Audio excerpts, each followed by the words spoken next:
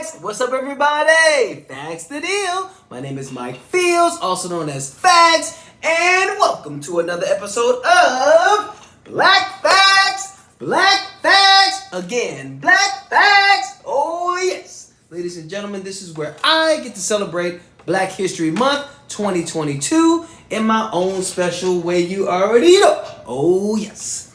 Folks, today is Saturday, February 19th, 2022. I hope you're having a great weekend so far. It is All-Star Weekend in Cleveland, Ohio. Shout out to LeBron James for showing up. The King has returned home, and I believe it's going to be a great game tomorrow. So far, the festivities have been, pretty good. I've been entertained, mostly by the TNT team, like Chuck and all the guys, Shaq and just all the guys. That's Ernie and Kenny, like they're doing their thing, So I really appreciate their candor, and they just help make basketball, especially with the NBA, they make it fun for me. I'm a football person, so I really appreciate what they do. Anyway, thinking about who I was gonna celebrate this time today on Black Facts. Oh yes, and I started thinking about, for some reason, my friend Leslie, and she and her family. They're from DC. They started Greenhouse Entertainment, and that was the first time I was actually signed to a management contract as far as being an artist and doing my thing. So visiting them the first time, I got to meet their cat, and I met Leslie at UVA. She was a year younger than me, and I met her mom while I was doing a fashion show. And she and her mom approached me about, signing with them or just checking them out as far as like entertainment goes. Because her mom was a manager, and her mom actually became my first manager. So my first time going to the house, I meet their cat. And I didn't know I was allergic to cats at the time. But their cat's name was Nina. And it was the biggest cat I'd seen in my life. And I was like, why'd y'all name the cat Nina? And they told me they named the cat after Nina Simone. So once I found out who Nina Simone was, it never left me. So today on Black Facts, oh yes. Today, February 19th, 2022, we are going to celebrate the one, the only Miss Nina Simone, folks. Give it up, Miss Simone. She is a legend. She's one of the GOATs. And of course, when we do the research, we got to use all caps. Oh yes. Now, again, we're not in the museum. We're on location. And I got my rusty, trusty computer. You already know what I'm finna do. I Googled her. Oh, yes. I got Miss Simone's information through Google. And it's not everything that's written about her. It's not every single story. I don't have that much time. But she's got a lot of information. A lot of information can be found on Miss Nina Simone by just doing a simple Google search, which is what we're going to do right now. Facts. So, of course, go to Google. Oh, yes. See how nice and lovely it is. And all we got to do is type in Nina Simone, and I'm going to show you how to spell it. So goes. Oh, yes. Here we go. All caps. Capital Nina space. Capital Simone. Enter on that jang. Oh, yeah. And it doesn't show up as capital letters in my Google search, but all kind of information pops up. Okay. Now she has a Wikipedia page, of course. She's on Spotify. Let's see, YouTube, of course. YouTube Music, I see. Nina. So she does have a biography, and it's in the form of a website. It is ninasimone.com. ninasimone.com, and this is what it looks like here. Okay, now this is still the Google search, but I'm gonna tap right here because I have a touchscreen computer. Oh yes. Boom. Ooh, that's beautiful. That is beautiful. Okay, so do the research on Miss Simone, okay? I'm gonna read a little bit about her, but honestly, if I can just go to Nina Simone, and that right here has her real name, Eunice Wayman. Oh, yes. If I could just go to ninasimone.com, I mean, this is a great start on like finding out who Nina Simone is, was, and will always be. After that, man, you just gotta look at, go to YouTube, go to social media, go to Spotify, and check out her music.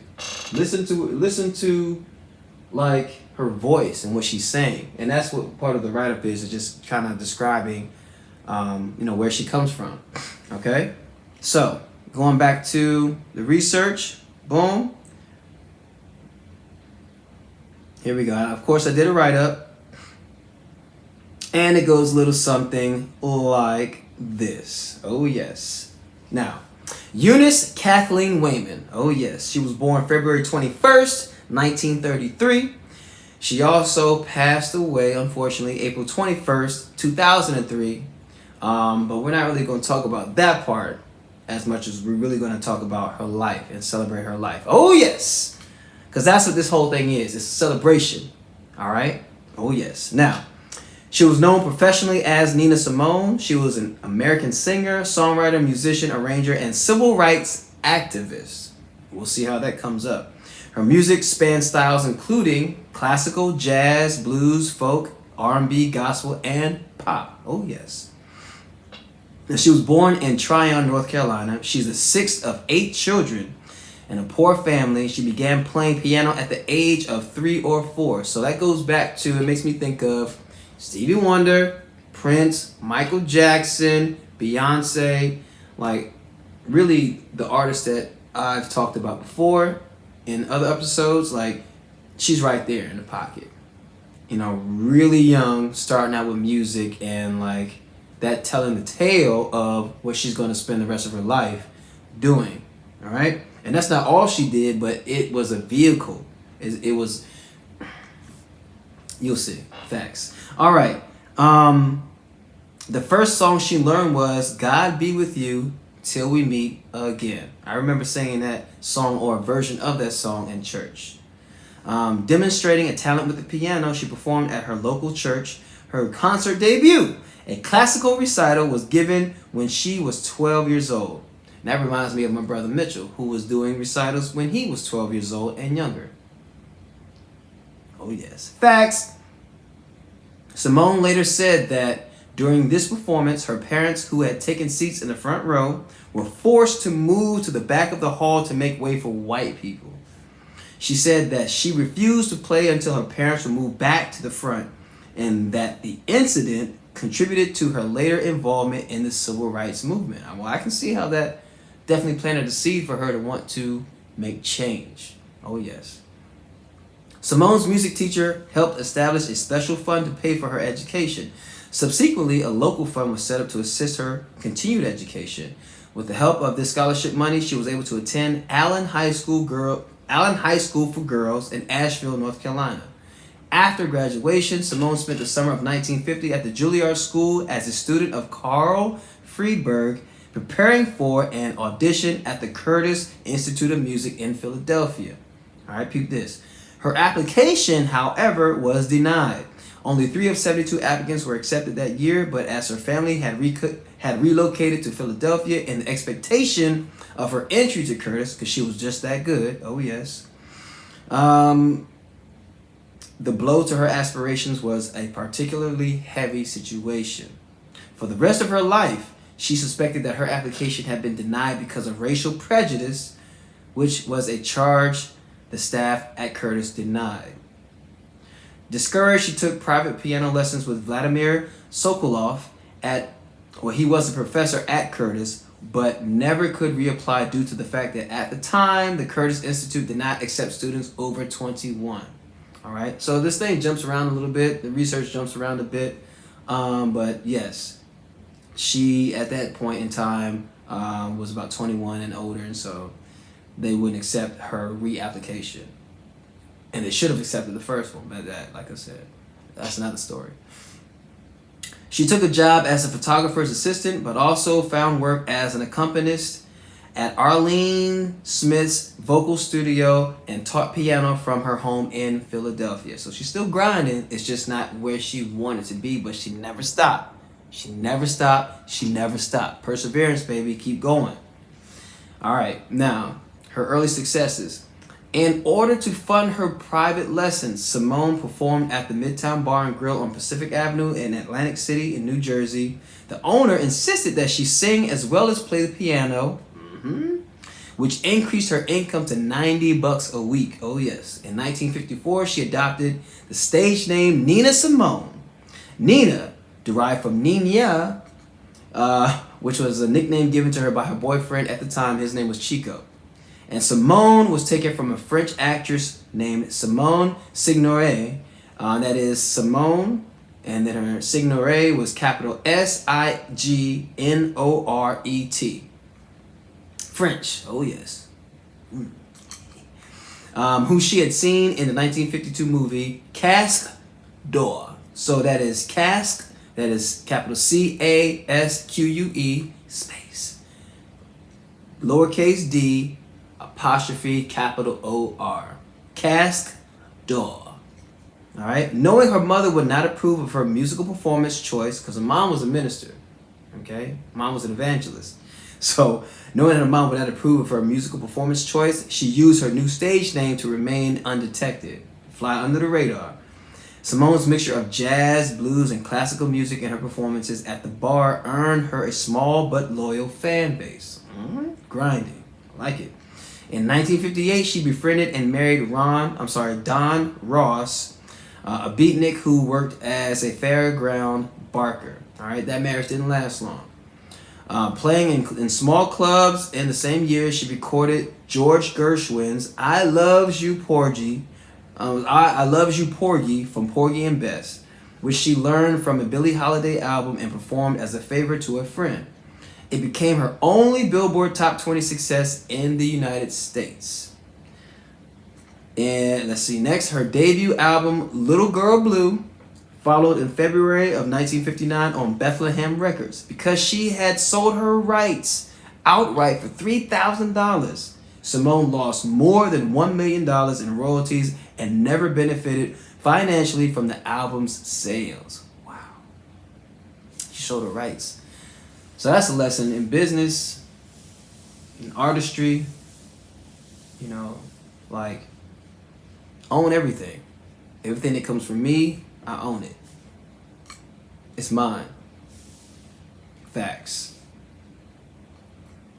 And I get that sense from my father, who's an entrepreneur, and also, just inspiration from artists before. Certainly, watching the Ray Charles story, watching the movie Ray, thinking about Prince and Stevie and all the cats that really just do their own independent thing. Local, folks like from the DMV, having their own studios and being there and grinding. Greenhouse Entertainment, you know what I mean? Just like being there, like seeing it from the ground up in the early years of my life in artistry and how ownership is so important, man. My main man, Herb White, Herb had his studio and all the posters on the wall, and Scotty, it was just like,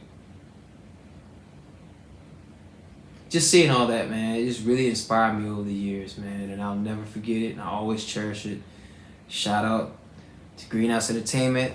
Shout out Leslie, Dax, Miss Green, Mr. Green, my man LeCount, and of course, Nina. Back to the story. After the success of Little Girl Blue, Simone signed a contract with Colpix Records and recorded a multitude of studio and live albums. Shout out to Jerry too, my main man. I see you. Oh yes. Colpix relinquished all creative control to her, which I'm sure she needed that. So they relinquished all creative control to Miss Nina Simone, including the choice of material that would be recorded, in exchange for her signing the contract with them. Good deal. After the release of her live album, Nina Simone at Town Hall, Simone became a favorite performer in Greenwich Village. Oh yes. By this time, Simone performed pop music only to make money to continue her classical music studies and was indifferent about having a recording contract. And she kept this attitude towards the recording industry for most of her career. Simone married a New York police detective, Drew Stroud, in December of 1961. In a few years, he became her manager and the father of her daughter, Lisa. Okay? In 1964, Simone changed record distributors from Colpix, an American company, to the Dutch Philips Records, which meant a change in the content of her recordings. She had always included songs in her repertoire that drew on her African American heritage, such as Brown Baby and Oscar Brown and Zungo. Brown Baby by Oscar Brown and Zungo by Michael Olatunji on her album Nina at the Village Gate in 1962. On her debut album for Philips, Nina Simone in Concert, which was in 1964, for the first time she addressed racial inequality, here we go, in the United States in a particular song. And she had a particular song that she addressed it. I'm not going to say the name of the song. That's for you to do the research, and I'm sure you'll find it on YouTube. Especially if you're looking through Google, you will find the song that we're talking about. Oh, yes. Just do the research, folks. Don't cheat yourself. Treat yourself to Miss Nina Simone. Oh, yes. Facts. This song was a response to the June 12, 1963 murder of Medgar Evers and the September 15th, 1963 bombing of the 16th Street Baptist Church in Birmingham, Alabama. That was the bombing that killed 4 young black girls and partly blinded a 5th. And she wrote about it. And she sang it. And she said that the song was her first civil rights song and that the song came to her in a rush of fury, hatred, and determination. Facts. The song challenged the belief that race relations could change gradually and called for more immediate developments. Me and my people are just about due. It was a key moment. That's what she said. Okay? Me and my people are just about due. Old Jim Crow on the same album addressed the Jim Crow laws. The civil rights message was the norm in Simone's recordings and became a part of her concerts. As her political activism rose, the rate of release of her music slowed. So her political activism rose, but the rate of release of her music slowed. Simone performed and spoke at civil rights meetings such as the Selma to Montgomery marches. Come to find out, Malcolm X was her neighbor in Mount Vernon, New York. And she supported black nationalism and advocated a violent revolution rather than Martin Luther King Jr.'s nonviolent approach. But still, in the end, she and her family regarded all races as being equal. In 1967, Simone moved from Philips to RCA Victor. She sang Backlash Blues, written by her friend, Harlem Renaissance leader, Langston Hughes. And we see that name come up again. Oh, yes. And this was on her first RCA album, Nina Simone Sings the Blues, in 1967. On Silk and Soul, which was still in 1967, she recorded Billy Taylor's I Wish I Knew How It Would Feel to Be Free. And she also wrote and performed Turning Point. The album, in 1968, the album release of Nuff Said, contained live recordings from the Westbury Music Fair of April 7, 1968, which was 3 days after Dr. Martin Luther King, the good brother, Reverend Dr. Martin Luther King Jr. was assassinated. She did a live recording from the Westbury Music Fair, April 7th, 1968. She dedicated the performance to him and sang Why. And it was a song written by her bass player, Gene Taylor. Why? The King of Love is Dead. Anyway, in 1969, she performed at the Harlem Cultural Festival in Harlem's Mount Morris Park, which was immortalized in Questlove's 2021 documentary, Summer of Soul. Shout out to Questlove. Yeah. Simone and Weldon Irvine turned the unfinished play To Be Young, Gifted, and Black by Lorraine Hansberry into a civil rights song of the same name. She credited her friend Hansberry with cultivating her social and political consciousness. She performed the song live on the album Black Gold, which came out in 1970. A studio recording was released as a single, and the renditions of the song have been recorded by Aretha Franklin on her 1972 album Young, Gifted, and Black, and my brother Donny Hathaway. Oh, yes. And when reflecting on this time period, she wrote in her autobiography, I felt more alive than when she said, I felt more alive then than I feel now because I was needed and I could sing something to help my people. That's deep, yo. Nina Simone, she was a revolutionary, and I think it happened for her at an early age, doing her own performances when she and her parents were directly affected by racism. And it's just awesome to see how her entire life from that point on, she found a way to speak to that, to try to fight that as much as she could, with her life and her artistry and the way she earned a living. She was going to earn a living fighting back from the terror that is racism. And so I really appreciate her doing that. I've listened to her music, here and there over the years, especially after, meeting the cat Nina and hanging out with the Greenhouse family and, the Green family and Greenhouse Entertainment. Like, I really do appreciate, them putting me on with Nina Simone. And honestly, her voice is powerful. For me, it's very, it's something that penetrates. Just giving it time to just sink in and just listen to what she's saying and how she's saying it. Give it time, yo. Give it time. Look up Nina Simone. Do yourself a favor. Don't cheat yourself. Treat yourself. Do the research, folks, on Miss Nina Simone. Once again, my name is Mike Fields, and this is Black Facts, episode 19. February 20th is tomorrow, and we will have another celebration. Should be fun. And I can tell you that it has something to do with All-Star Break, the NBA All-Star Game. All right? Stay tuned, y'all. It's Mike Fields, also known as Facts, and I wish you love, peace, take care of yourself and each other, and as always,